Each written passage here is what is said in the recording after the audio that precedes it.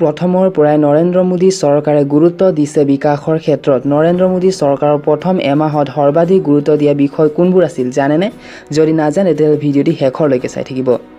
Number 1, নিৰ্বাচনী প্ৰচাৰৰ প্ৰতিশ্ৰুতি পালন। চৰকাৰৰ প্ৰথম সিদ্ধান্ত দেশৰ সুৰক্ষাত ব্ৰতীসকলৰ প্ৰতি সমৰ্পিত আছিল।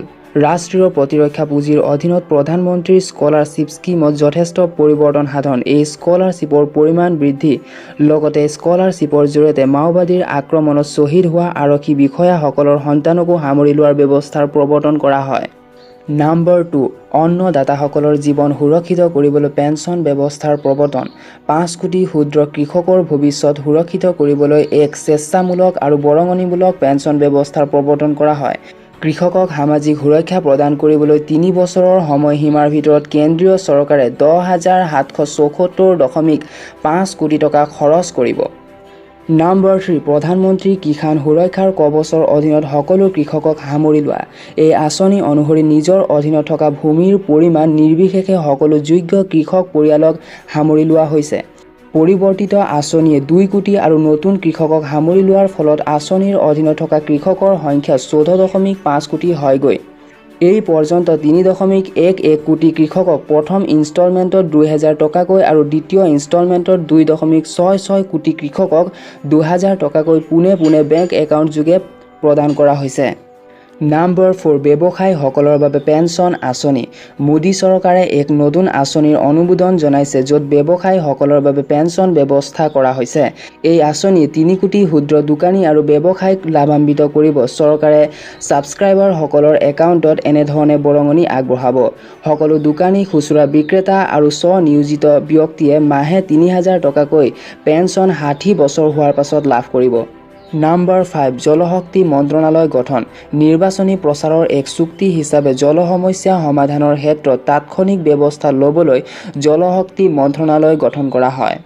নম্বৰ 6, মিছন 5 ট্ৰিলিয়নলৈ অংশগ্ৰহণ। দেশৰ অৰ্থনীতি $5 ট্ৰিলিয়ন লৈ উন্নত কৰিবলৈ বিজেপি আৰু প্ৰধানমন্ত্ৰী মোদীয়ে নিৰ্বাচনী প্ৰতিশ্ৰুতি প্ৰদান কৰিছিল। এই লক্ষ্যত উপনীত হোৱাৰ উদ্দেশ্যেৰে এক নিয়োগৰ সুবিধা বৃদ্ধি কৰিবলৈ প্ৰধানমন্ত্ৰী মোদীয়ে 2খনকৈ কেবিনেট কমিটি গঠন কৰিছে। ইয়াৰ জৰিয়তে বিনিয়োগ আৰু বিকাশ তথা নিয়োগ আৰু স্কিল ডেভেলপমেণ্ট পেনেল গঠন কৰি অৰ্থনীতি সুদৃঢ় কৰিবলৈ বিচৰা হৈছে। এই 2খন কমিটিৰ নেতৃত্বত আছে প্ৰধানমন্ত্ৰী মোদী। প্ৰধানমন্ত্ৰী মোদীয়ে কৃষি ক্ষেত্ৰৰ সংৰচনাত্মক পৰিৱৰ্তন সাধন কৰিবলৈ উচ্চ ক্ষমতা সম্পন্ন এখন কমিটি গঠন কৰিছিল। দুৰ্নীতিৰ বিৰুদ্ধে যুঁজখনো শক্তিশালী কৰাৰ লক্ষ্য লোৱা হৈছে। বিজেপিয়ে উল্লেখ কৰিছিল যে দুৰ্নীতিৰ বিৰুদ্ধে ঐক্যবদ্ধভাৱে যুঁজ দিয়া হ'ব। এই দিশত চাৰ্জিকেল ষ্ট্ৰাইক চলাই 12গৰাকী উচ্চপদস্থ আয়কৰ বিষয়াক অৱসৰ ল'বলৈ নিৰ্দেশ দিয়া হয়। ইয়াৰে একাংশ বিষয়া দুৰ্নীতি, আয়কৰৰ সৈতে সামঞ্জস্য থকা সম্পত্তি আৰু যৌন নিৰ্যাতনৰ গোচৰৰ অভিযুক্ত। মোদী চৰকাৰে 15গৰাকী কেন্দ্ৰীয় আবকাৰী বিষয়াক দুৰ্নীতিৰ অভিযোগত নিলম্বন কৰে। নম্বৰ 7, যোগ দিৱসৰ জৰিয়তে বিশ্বত নিজৰ স্থিতি শক্তিশালী কৰা। বিগত কিছু বছৰৰ দৰে এইবাৰো আন্তঃৰাষ্ট্ৰীয় যোগ দিৱস বিশ্বৰ 170খন দেশে পৰম উৎসাহেৰে উদযাপন কৰে।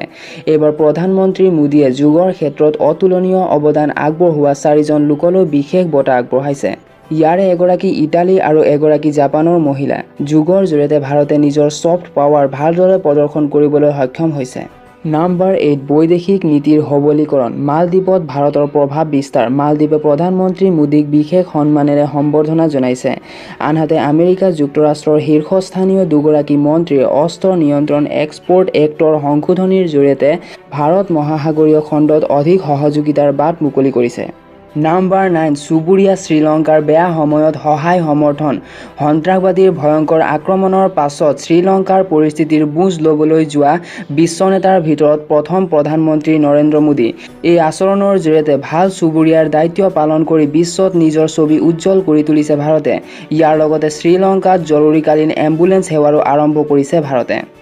নম্বৰ 10, ছাংঘাই কোঅপাৰেশ্যন আৰ্গুমেণ্ট ছামিটত সন্ত্ৰাসবাদৰ বিৰুদ্ধে বক্তব্য ৰাখি প্ৰধানমন্ত্ৰী মোদীয়ে এক প্ৰভাৱ বিস্তাৰ কৰিবলৈ সক্ষম হয়।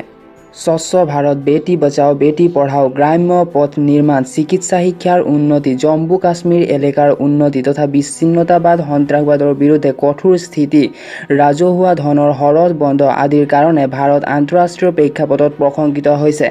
ইয়াৰ লগতে মহাকাশ গৱেষণাৰ ক্ষেত্ৰ আৰু বিশ্ব নেতৃত্বৰ ক্ষেত্ৰতো বিশেষ চাপ এৰিবলৈ সক্ষম হৈছে ভাৰতে।